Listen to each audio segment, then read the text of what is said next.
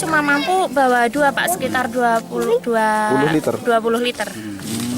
Pak, untuk bantuan dari pemerintah sendiri air bersih gimana? Semenjak musim kemarau ini baru datang dari bantuan dari pemerintah sekitar 4 hari yang lalu. 4 hari yang lalu. Untuk dropping air bersih gitu ya? Iya. Pak, untuk ke depan apakah nggak ada rencana untuk menyodet air bersih dari mata air ke Patuban, Pak?